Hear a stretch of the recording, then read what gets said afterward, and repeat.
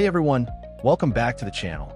Today, we're tackling a topic that might ruffle some feathers, but trust us, it's something every English learner needs to hear. That's right. If you've been studying grammar for years, know all the tenses, conditionals, modal verbs, but still freeze up when it's time to actually speak, this episode is for you.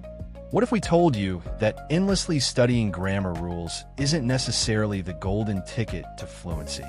What if we said there are far more effective ways to unlock your spoken English? In this episode, we're going to explain why grammar alone isn't enough to make you fluent and, more importantly, what you should be focusing on instead. Let's dive right in. Why is grammar alone not enough? Think about it. Native speakers don't consciously think about grammar rules when they're talking. Exactly. Fluency comes from consistent practice, not from striving for grammatical perfection. In fact, overthinking grammar often leads to hesitation and mistakes. Imagine a situation. A learner is trying to decide whether to use the past perfect or present perfect tense in a sentence. Meanwhile, a native speaker just intuitively says what feels right without even thinking about the terminology. So, what's the big shift we need to make? It's moving away from rigid grammar rules and towards real-life usage. Stop memorizing rules and start learning phrases.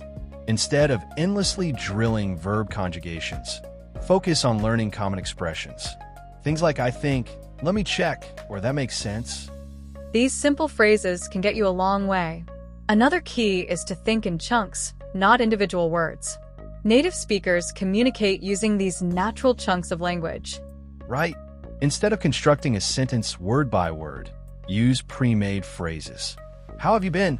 Or I was just thinking about you are perfect examples. And here's a really interesting idea. Speak like a child learns. Children don't sit down with grammar textbooks, do they? They learn by copying, repeating, and practicing. That's so true. That's why techniques like shadowing, repetition, and active listening are so effective for building natural speech patterns. Okay, so we've established that grammar shouldn't be your primary focus. So, what should you focus on instead? First, prioritize listening and shadowing. Listen daily to native speakers, whether it's podcasts, movies, or TV shows. Then, repeat what you hear out loud, paying attention to their pronunciation and rhythm. Speaking daily is also vital, even if it's just talking to yourself. Describe what you see around you, narrate your day, or practice phrases you've learned from videos. Another key is to learn vocabulary in context. Don't just memorize isolated words from a list. Instead, learn full sentences and pay attention to how words change their meaning based on the surrounding context.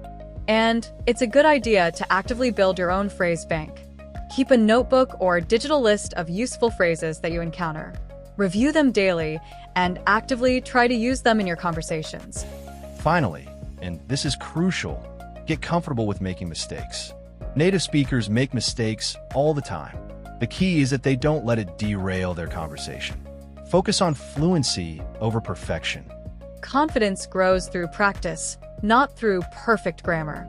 The more you speak, the more comfortable you'll become, even with the occasional slip-up. All right, let's put some of these ideas into practice with a few exercises. Let's start with a phrase shadowing challenge. We're going to say a sentence slowly, and we want you to repeat after us. Then, we'll speed it up, and you can try again. Ready? I was just about to call you. Okay, now a bit faster. I was just about to call you. Good job. Now, let's try a mini conversation role play. The topic is talking about your weekend plans. We'll model the conversation, and then we want you to pause the episode and repeat the key phrases. Hey, what are you up to this weekend? Not much, just planning to chill at home. How about you? I was thinking of hitting up that new cafe downtown. Want to join? Sounds good. Pause the episode and practice those phrases. Finally, let's do an improv speaking challenge. We're going to give you a topic, and you're going to speak for 30 seconds using natural phrases. The topic is, talk about something you learned recently. Pause the episode now and give it a try. Okay, welcome back. Here's an example of what you could have said. I recently learned how to make sourdough bread. It was a bit challenging at first, but I think I'm finally getting the hang of it. It's so rewarding to eat something you've made from scratch. Now, for an interactive challenge, we're going to give you a list of 5 natural phrases, and we want you to create your own mini conversation using all of them. The phrases are, you know what? That's a good point. I'm not sure about that. It depends. And what do you think? Post your conversations in the comment section below.